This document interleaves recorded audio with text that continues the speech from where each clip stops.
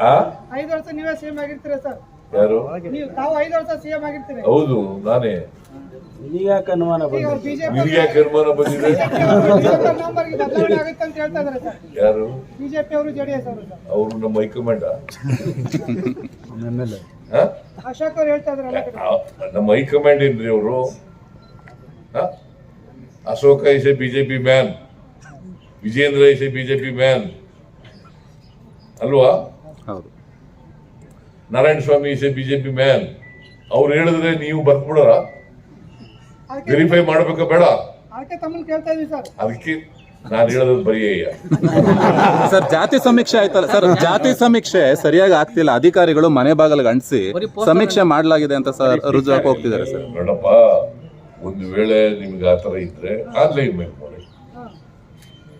Online ಮಾಡಕ್ಕೆ ಏನೋ ತೊಂದರೆ ಇದೆಯಾ? ತೊಂದರೆ ಇದೆಯಂದ್ರೆ ಅಲ್ಲ, ಆದ್ರೆ ಕೆಲವು ಕೇಳಪ್ಪ, ನಿನ್ಗೆ ಏನಾದ್ರು ತೊಂದರೆ ಇದೆಯಾ? ಆನ್ಲೈನ್ ಕಳಿಸ್ಕೊಡ್ಲಿಕ್ಕೆ ನಿನ್ಗೆ ಏನ್ ತೊಂದರೆ ಹೇಳು. ನಿನ್ಗೆ ಆನ್ಲೈನ್ ನಲ್ಲಿ ಅಕ್ಸೆಪ್ಟ್ ಮಾಡ್ತೀವಿ, ಮನೆಗೆ ಹೋದ್ರೆ ಅಕ್ಸೆಪ್ಟ್ ಮಾಡ್ತೀವಿ, ಮೀಟಿಂಗ್ಗಳಲ್ಲಿ ಅಕ್ಸೆಪ್ಟ್ ಮಾಡ್ತೀವಿ. ಯಾವ್ದಾದ್ರು ಈ ದಾರಿಗಳಲ್ಲಿ ಯಾವ್ದಾದ್ರು ಒಂದು ದಾರಿನಲ್ಲಿ ನೀವು ನಿಮ್ ಜಾತಿ ಹೇಳ್ಕೋಬೇಕು. ಅದು ಪರಿಶಿಷ್ಟ ಜಾತಿ ಮಾತ್ರ.